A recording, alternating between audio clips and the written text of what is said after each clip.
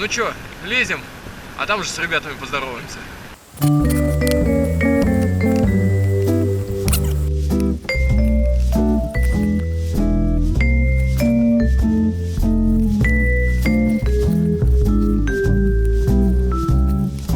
Сбрось пар в эпичном сражении роботов в игре War Robots. Более 30 моделей роботов. Ты обязательно найдешь железного красавца, близкого по духу. Окунувшись в качественную трехмерную графику, прочувствуешь, что такое PvP 6 на 6 в режиме реального времени. А компанию в битве тебе составит более 80 миллионов пользователей со всей нашей планеты. Игра постоянно обновляется. Тебе будут открываться новые роботы, карты, оружие и многое другое. Игру можно скачать по ссылке в описании к видео. И именно по этой ссылке ты получишь отличный бонус: робота Лео, тяжелую пушку, там побольше пуда веса будет, а также деньжат, 100 золота и аж 400 тысяч серебра. Переходи, качай, пока скачивается, смотри мой видос, а потом играй. Go!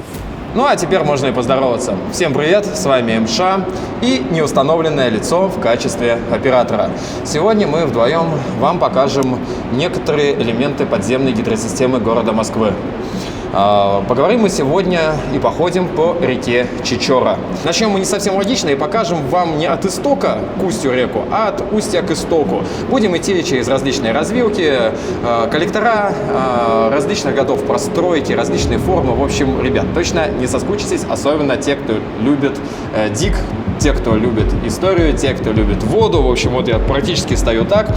Хотел начать это видео непосредственно от того места, где река Чечора впадает в Яузу, но проблема в том, что уже довольно много воды. У меня с собой большой рюкзак, так как у меня с собой съемочного барахла довольно-таки много, поэтому сейчас мы с вами здесь не пойдем, но посмотрите туда вдаль, буквально метров 50 еще, и налево поворачивает коллектор, и там идет сброс воды уже в Яузу. Это не говнотечка, это не сточные воды, это именно обычная речка, которая с течением времени была заключена под землю, в подземные коллектора. Сегодня будет удивительная прогулка по ним. Много километров, у нас сегодня вся ночь впереди, и, в общем, соскучиться мы явно не успеем. Надеюсь, не успеете соскучиться и вы. Погнали!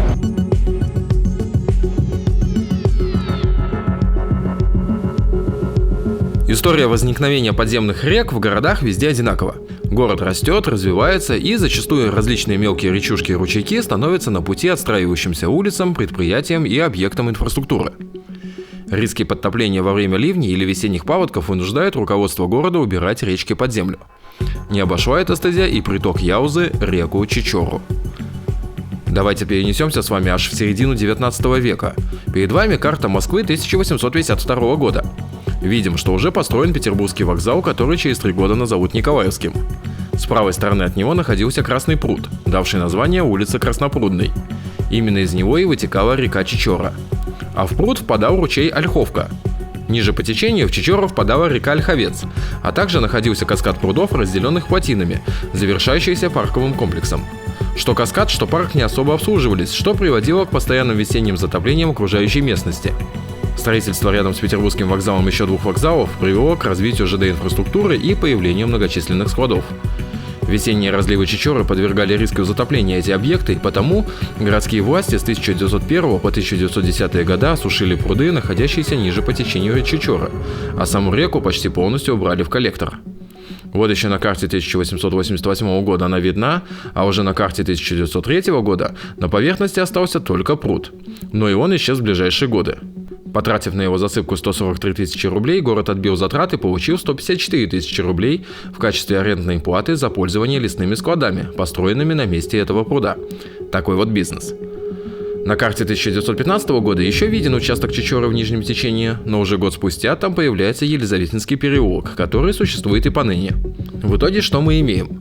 Пруд засыпали. Чечору, Ольховец и ручей Ольховку убрали под землю. Анализируя старые карты, я могу предположить, что сток с ручья под землей соединили с Ольховцом, таким образом изменив изначальное течение этих речек.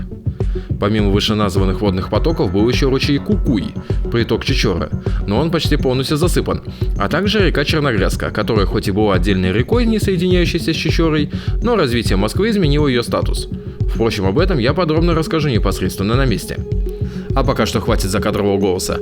Давайте окунемся в видеоряд из подземной речки. Погнали! Высота этого коллектора, который был построен еще в 30-х годах, порядка 3 метров.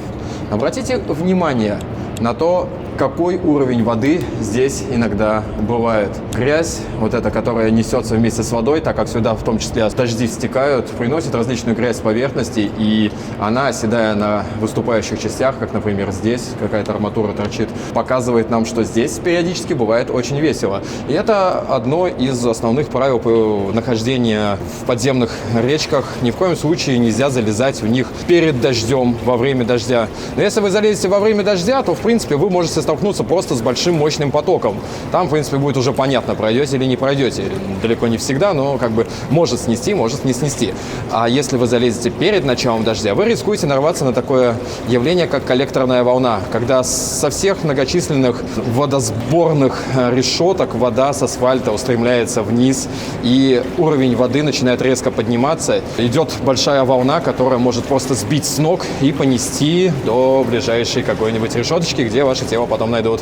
Поэтому такие путешествия имеют в себе некоторый риск, в том числе и смертельный. Так что будьте аккуратны, те, кто заинтересуется и захочет что-нибудь повторить подобного плана. И вот первое такое более-менее интересное место. Здесь встречаются две реки. Туда уходит Чечора, а туда уходит, точнее приходит, река Черногрязка. Все они на букву Ч. Здесь они сливаются вместе и текут к выпускному коллектору. Дело в том, что место, в котором мы находимся, построено в 30-х годах в связи со строительством сыромятнического гидроузла на реке Яуза. Эти реки раньше подали в Яузу несколько выше по течению, но так как построили вот этот гидроузел, шлюзы и так далее, соответственно, перед шлюзом уровень воды поднялся. Соответственно, он поднялся и в реках подземных, ну и во время сильных ливней это приводило к затоплению проезжей части и, в общем, другим нехорошим последствиям.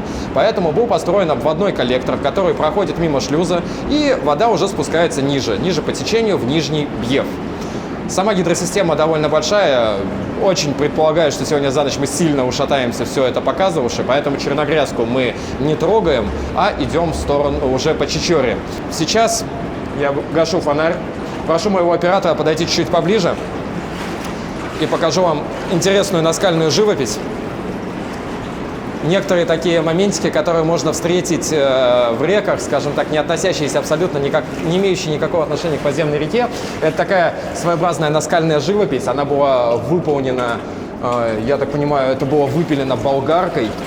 И сделано это было где-то в 2009-2010 году. Мне рассказали историю небольшую про то, как делались эти рисунки. Человек, который это делал, у него есть прям справка из психиатрической больницы о шизофрении. И вот он однажды сюда принес мольберт, там еще что-то принес. В общем, у него прямо тут весь инструментарий был разложен. И он выпиливал из книги, какой-то древнеегипетской книги мертвых, вот эти вот рисунки. В общем, ну на самом деле они придают некоторый антураж. Несмотря на то, что, в принципе, так вокруг все бетон, следы от опаловки, в принципе, ничего особо интересного. Такие вот необычные рисуночки. Рисуночки заканчиваются в таком участке коллектора, где раньше был снегосброс. То есть сюда, видимо, подъезжали груженные снегом машины и сбрасывали его сюда. Так как вода здесь, я думаю, что не шибко замерзает по зиме, так как течение здесь какое-то присутствует наверняка, то, соответственно, снег плавился этой водой и благополучно утекал в Яузу. Сейчас, как вы видите, этот снегосброс ни разу не работает. Висит какой-то поддон. В общем, местные деятели тут, я смотрю, изгаляются по полной программе. Ну, а мы продолжаем путь дальше, к исторической части. Ребят, короче, мы включили Bluetooth-колоночку, идем под Nightwish.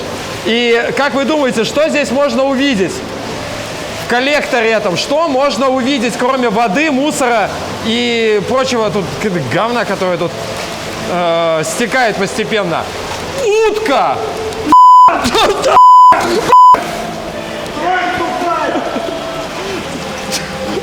Камера врезалась. Веселое видео ставка регистратора только подземными Москвы. Через пару сотен метров после замечательной утки мы приходим к такому месту. Вы видите сужение коллектора, и дальше начинается уже историческая его часть, построенная еще в начале 20 века. Сужение идет плавное такое, то есть трехметровый коллектор постепенно сужается, становится таким трапециевидным, и потом вдали уже видно поворачивает труба. Ее обязательно, конечно, покажу. Труба кирпичная. Здесь рядом находится как какая-то подключка. Ну, такие места мы называем подключками, то есть подключение. Возможно, это чей-то сброс какой-то воды, возможно, это просто ливневка откуда-то, возможно, дренаж воды. А если вот повернуть камеру в обратную сторону, можно увидеть утекающую вдаль чечору. Нерадивые граждане, ну здесь на самом деле много строительного мусора, но в том числе встречается и обычный мусор, потому что иногда бросается этот мусор на тротуары, дождями смывается в реку и потом где-то оседает внизу, так и не доходя до полигона твердых бытовых отходов под названием помойка большая городская. Поэтому периодически всякие разные залежи груд мусора можно встретить. Поэтому, как обычно, большая просьба к вам: не мусорьте, чтобы нам не было, мы не могли споткнуться об что-либо. Ну и вообще как бы за чистоту природы. Смотрим на момент сопряжения более новой части и исторической. Немножечко погружаемся. То есть, если было по щиколотку, то стало по колено. Холодная вода вновь облепила костюм химзащиты L1 и стало идти немножечко сложнее. Во всем этом деле главное не упасть, потому что на мне висит зеркалка, в моей руке камера со светителем. И, скажем так, нырнуть со всем этим хозяйством под воду будет очень обидно. Я вот не боюсь искупаться, но за технику, естественно, боюсь, потому что я высохну, а вот техника, конечно, высохнет, но будет ли она работать после этого, сомнительно. Где-то над нами проходит трамвайная линия, иногда слышен гул трамваев, проходящих по ней, потому что глубина заложения довольно небольшая, всего несколько метров. И вот мы оказываемся в исторической части. Здесь надо идти очень аккуратно. Коллектор сам выложен кирпичом. Ну, кстати, тоже подключка закрытая, там вон шибер закрытый. Сейчас поднимемся на ступенечку. И мы полноценно в исторической части. Она полностью выложена кирпичом, то есть кирпич в том числе идет по дну. И здесь основная проблема ходьбы будет заключаться в том, что более быстрая вода, текущая посередине, в кирпиче вымывает промоины, и поэтому где-то этот кирпич есть, где-то он там полуобломан и так далее. Здесь уровень воды немножко пониже, и, в принципе, можно хорошо увидеть ту неровности, те неровности, которые творятся на дне, и, в принципе, я надеюсь, вы понимаете, насколько неудобно нам шагать. То есть кирпич, он даже не то, что вымыт, он как-то обмыт, скажем так, всеми теми камнями, которые здесь проносятся иногда и так далее. Ну, как на море, в общем. И поэтому, если вот так вот просветить вдаль, видно, что ни капли не ровное дно. Поэтому идем так по краешку, иногда проваливаясь куда-то там в какие-то ямки и так далее. Но здесь тоже нужна своя аккуратность, чтобы не вывихнуть ногу. Ну, там сломать здесь надо будет очень постараться, конечно, но травму какую-нибудь получить можно. Поэтому глаз да глаз. Особенно если идешь с дорогущей техникой.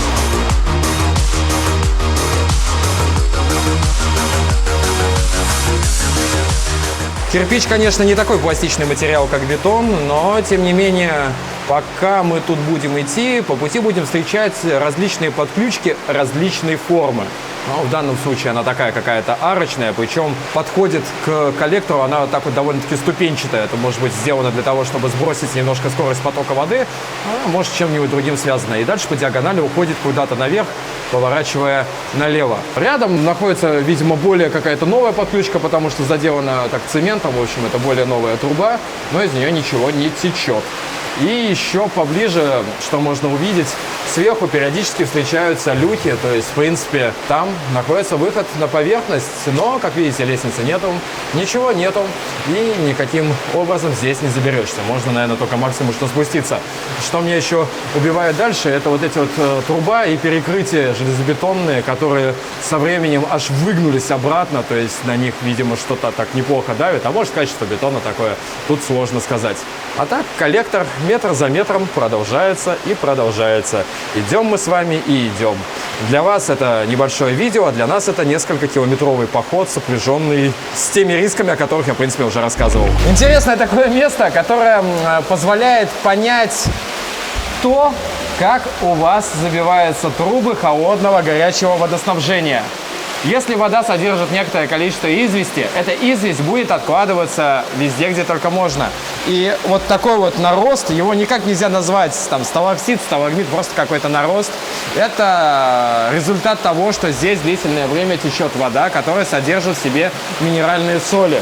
Это не какой-то живой организм, это не что-то такое мягкое, неприятное. Это реально такой просто пористый камень. Большой камень. И это все осаждается в том числе и на трубах. В общем, такая вот дичь творится. На самом деле, когда я здесь второй раз, когда я это в первый раз увидел, я был довольно-таки сильно удивлен. Хотя, в принципе, в интернете не раз видел фотографии этих труб, у которых осталось маленькое дупло, через которое течет вода. Тем не менее, здесь это прям очень показательно звучит. Ребят, буквально я прекратил съемку и резко возрос напор воды в этом коллекторе. Не знаю, что там случилось, вообще без понятия. А теперь представьте себе картину, когда во время ливня, ну или сильного дождя, со всех подключек вода начинает интенсивно бить. Уровень воды после коллекторной волны резко повышается, все это затопляется, и вот в этом как раз есть та опасность. Здесь, может быть, начали что-то сливать, я без понятия. Попробую потрогать водичку. Блин, она даже брызгами достает, просто холодная какая-то вода. На вкус пробовать не буду. Я еще не хочу с диареей слечь. Ну вот, как видите, то есть вы вот буквально кадр назад, фрагмент назад вы видели, как спокойно текло, а теперь какая-то дичь творится. В общем, так и живем.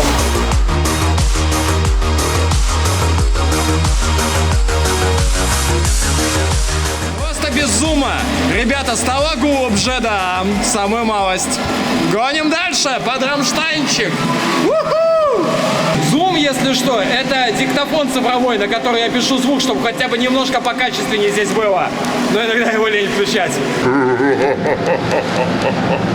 Своеобразная такое яйцеобразная подключка.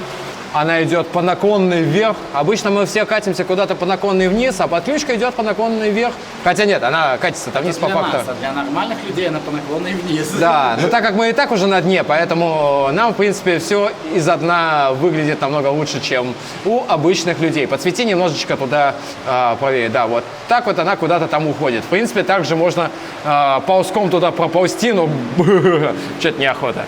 Пойдем дальше. Интересная такая темка. Канализационная труба, полтинничек, чугунная, старая-старая, пересекает речку и уходит куда-то дальше. Видимо, подключка к более новому канализационному коллектору, точнее, не к более новому, просто канализационному коллектору. Хотя я не исключаю того, что и раньше сточные воды сливались сюда. Мы находимся на очередном довольно-таки крутом повороте реки. Снова яйцеобразная такая ступенчатая подключка, более современная, труба подходит, тоже подключка, и в ней идет кабель. Даже два кабеля, спрятанные в зеленый кабель-канал. На более старых фотографиях я видел, что здесь шло два кабель-канала, зеленый и оранжевый. Ну, из интернета предполагают, что это кабель, принадлежащий Мосводоканалу. Скажем так, ребята решили использовать эту речку как готовый кабельный коллектор. Два, видимо, были не сильно нужны, поэтому оставили один. Река поворачивает так, довольно круто забирает налево, и скоро нас ждет разветвление. А пока что мы идем. Итак, мы оказались около приметного такого места. Здесь идет вроде как подключка, но по факту это нифига не подключка. Довольно необычное инженерное решение. Мы идем с вами по реке Чечора, и по логике коллектор большего диаметра должен быть ею. Но здесь это не так. Чечора притекает оттуда, а прямо идет река Ольховец.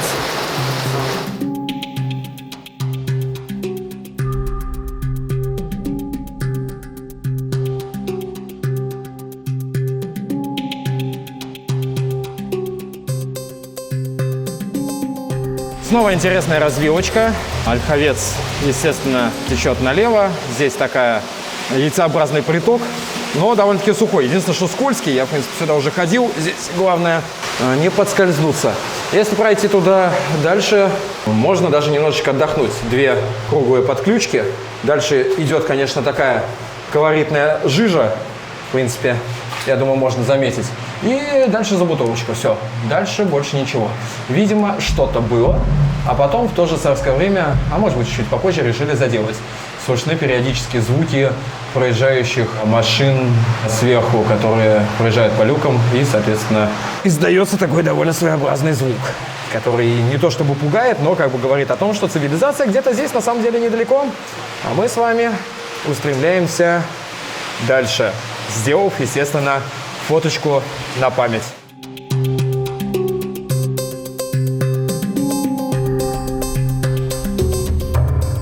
Метров совсем через чуть-чуть, через несколько десятков, снова еще такого же плана подключка, заканчивающаяся, в принципе, ничем. Давайте туда заглянем.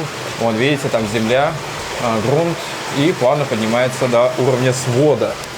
В принципе, вот, для того, чтобы вы поверили. И, в принципе, можно было бы пройти мимо этого места и не говорить ничего о нем, но мне понравился здесь такой желоб кирпичный, выложенный, плавный поворот реки, и дальше мы видим снова соединение двух речек. Далее я начал нести чушь, которую решил вырезать. Чушь была о том, какой это приток может быть. Но скорее всего это подключение какого-то дренажа, так как все известные притоки я уже увидел, да и вам показал. Монтируя это видео, информацию об этой подключке я не нашел, так что кто в курсе, может меня дополнить. Добро пожаловать в комментарии. Соответственно, там что-то новое, там что-то более старое. Пойдем с вами по более старому. Воды здесь остается совсем практически ничего.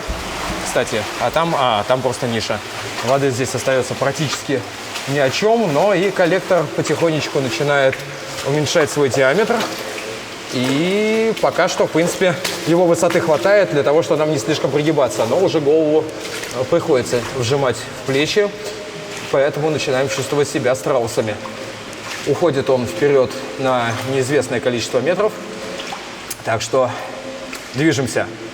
Перед вами идет пар. Это не призраки, это просто пар изо рта, потому что здесь намного холоднее, чем, в принципе, не то, что намного холоднее, чем на улице.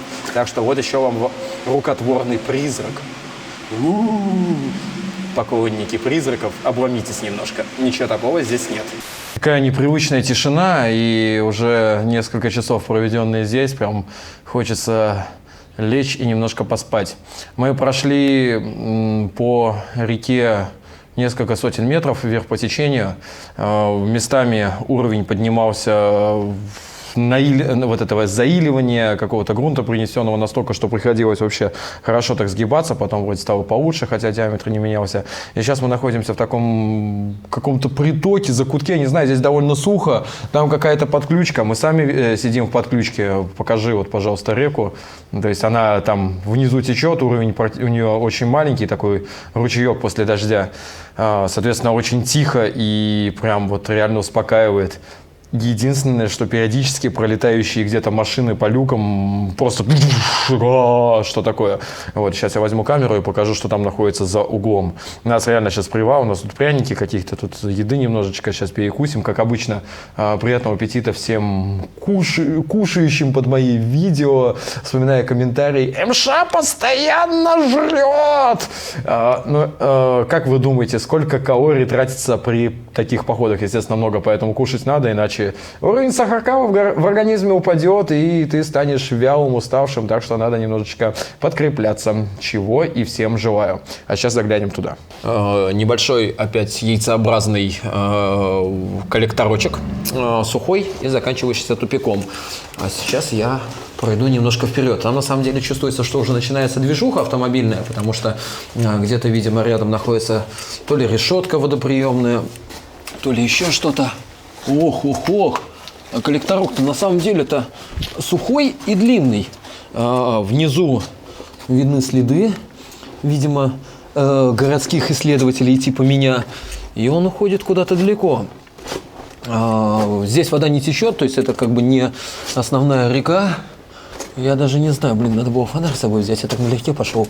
Я иду вообще пригнувшись, обратите внимание на вот эту трещину.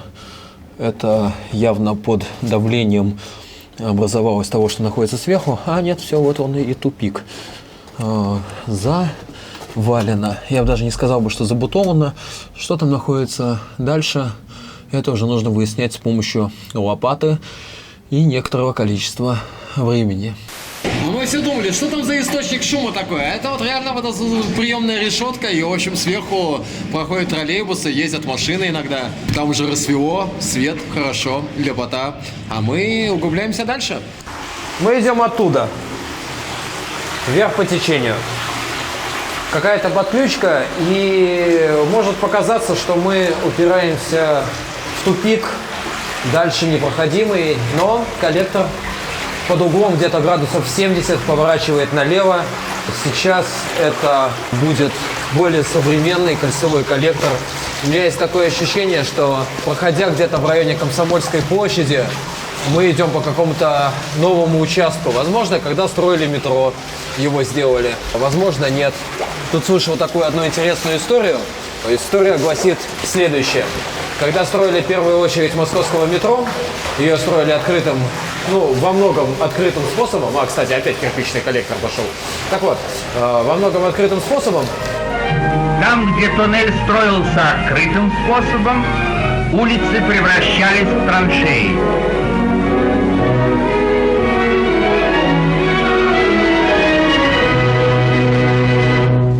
И эта река пересекала трассу строительства первой очереди. Сделали деревянный желоб, по которому пустили эту реку, скажем так, поверху, такой своеобразный акведук. И в один прекрасный момент прошел сильный ливень. Этот сильный ливень вызвал переполнение деревянного желоба, и в итоге он обрушился прямо в котлован строящегося метрополитена. Пришлось работягам попотеть для того, чтобы все восстановить, откачать воду и так далее. Но вот такой вот момент был. Поэтому я думаю, что сейчас мы с вами идем по тому месту, которое связано как-то со строительством и метро, и реорганизацией подземных коммуникаций Комсомольской площади в те еще времена. Сколько мы так пройдем, я сказать не могу, но мой напарник снова находится у какого-то поворота, и сейчас мы с вами что-то увидим. Я даже не выключаю съемку. Давайте быстро просто переметнемся. О, это становится уже интересней. Не знаю, насколько у нас желания, возможности хватит с нашими рюкзаками и усталостью идти туда, но как, в принципе, можно вполне логично предположить, что дальше будет все уже и уже до того момента, пока мы просто тупо физически не сможем протиснуться дальше. Проблема в том, что у нас тут рюкзаки с собой, и, в общем-то, идти с ними довольно проблематично. Сейчас подумаем, пойдем дальше или нет. Естественно, мы приняли решение идти. Я снял рюкзак, отдал его напарнику и пошел первым. По пути подснял подключку. Снимал слепую, направив камеру и фонарь вглубь ее. Тут главное было не намочить технику и не набрать воды в химзу. Все удалось. А дальше... Воды стало больше, вообще пипец. Придется подождать, пока лавина эта утихнет. Я уж ненароком подумал, что сейчас коллекторная волна придет. Но погода хоть была и не очень, но обильных дождей не ожидалось.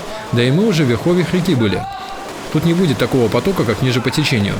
И правда, интенсивность потока спала. Поставив камеру на какие-то камешки, я взял вещи, дождался, пока товарищ пролезет, и мы двинулись дальше. Нашел?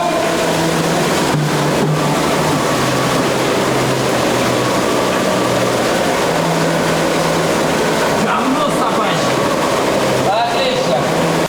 Ну что, господа, мы уходим в неизведанные нами далее и попробуем все-таки выяснить, куда идет этот зеленый кабель-канал. Коллектор круто поворачивает вправо, снова градусов на 70. И тут какие-то непонятные подключки, проходимые, конечно, ползком, но что-то мне вообще это не улыбает. Не знаю, куда мы придем, может быть, мы через 100 метров развернемся обратно, но становится все интересней. Надеюсь, и вам. Мы дошли до тройничка. Тройничок в данном случае что? Отходящий тоннель, та самая речка, по которой идем, ну и, собственно говоря, кабель-канал с оптоволокном. И еще один коллектор, такой перекресточек. Мы пробуем пройти дальше, но, судя по схеме, дальше будет тупичок через какое-то время. Но пока будет возможность, будем идти. Но перспективка нас, конечно, ждет интересная. Даже не просветить. Я остался один, мой напарник решил остаться на перекрестке и посмотреть те боковые ответвления на предмет наличия люков, через которые можно выброситься, потому что интенсивность движения постоянно увеличивается, поэтому выбивать здесь люк с учетом того, как тут периодически проносятся тачки, ну просто смерти подобно. Поднимешь люк, а на тебя наедет машина, люк этот перевернется, голову снесет. В общем, такое себе не очень приятное занятие, поэтому я иду просто до конца посмотреть, насколько далеко можно пройти. Я чувствую, что этот самый конец здесь уже остался относительно недалеко. Между люками расстояние где-то порядка 150 метров, может быть меньше, просто кажется, что очень большое расстояние, так как здесь реально очень тесно. Ну вот он я сижу в полуприседе, скажем так, согнув ногу в колени и упираясь головой в свод. Так что здесь реально очень низко, приходится идти тупо согнувшись. Ну что ж, пойдем дальше. Самое неприятное, что потом оттуда придется возвращаться обратно, более чем наверняка. Я прошел где-то километр пол. Я просто в хлам уже задолбался. Он поворачивает немножко направо. Его высота уменьшается. И дальше на ногах пройти не получится. Мне даже камеру нет, некуда убрать. Я вот сейчас сижу и думаю, вообще есть смысл на карачках там ползти? Просто сколько я буду ползти на карачках? Попробую. Чтобы вы понимали, как это выглядит. Это выглядит как-то так. Медленно, аккуратно я чешу нос. Я перебираюсь по коллектору, стараюсь не порвать химзу. Кстати, Равиль, огромное спасибо тебе за то, что химзу выделил. Вот, короче, как-то так я ползу под самым сводом на карачках. Не знаю, насколько мне хватит. Меня просто напрягает, что у меня там товарищ остался. И еще напрягает то, что на одной руке ползти сложно, а на двух руках тогда камеру приходится держать в зубах. И, в общем, такое себе. Не очень удобно, банально слюни скапливаются. И, в общем, хочется ее вынуть из зубов, руки мокрые, выли, в каком-то говне непонятно. Ну, в общем, так вот. Так что не зря таких, как мы, зовут говновазами. Дополз до камеры с люком. Попытался забраться наверх, даже забрался, но сил поднять люк не хватило, потому что он закис там очень сильно. Нужен инструмент.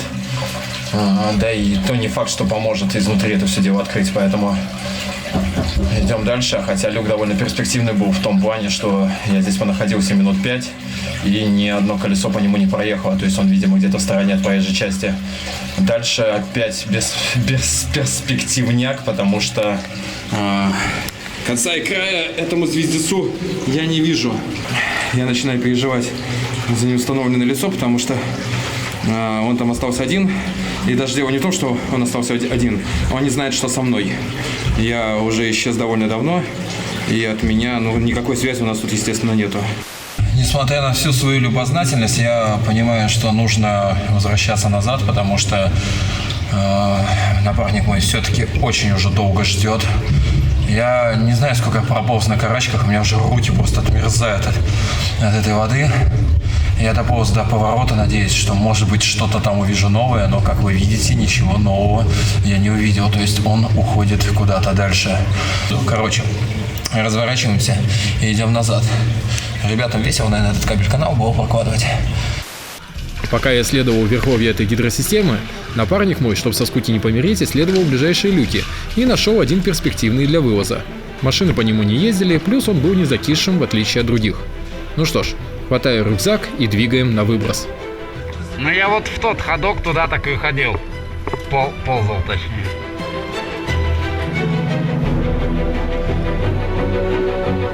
Ну, выброс так себе, но выбора нету.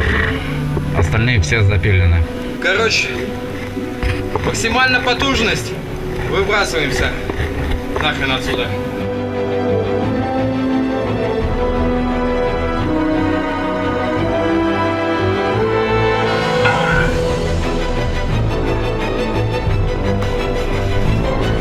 Нормально.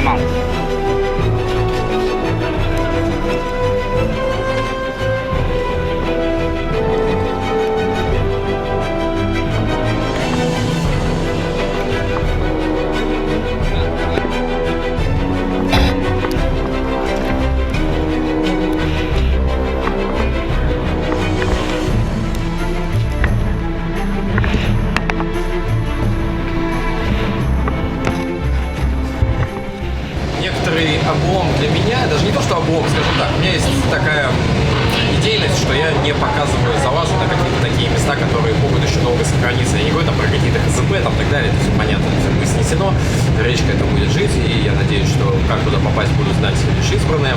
Поэтому, как мы вылезали, точнее, откуда мы вылезли, естественно, я не показал. Но это, скажем так, было довольно весело, потому что вообще, почему не очки, потому что идиоты.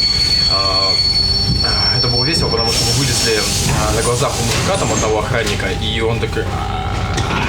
Ну, то есть вы представляете, сидит мужик, охраняет то, что ему надо охранять, тут у него начинает шевелиться люк, и вылезает тело, которое, ну, в общем, вот примерно вот в таком состоянии, в химзе и так далее, выдергивает рюкзак, второй рюкзак, вытягивает второе тело, и, в общем, такой, на улице дождь идет, и, в общем, что такое?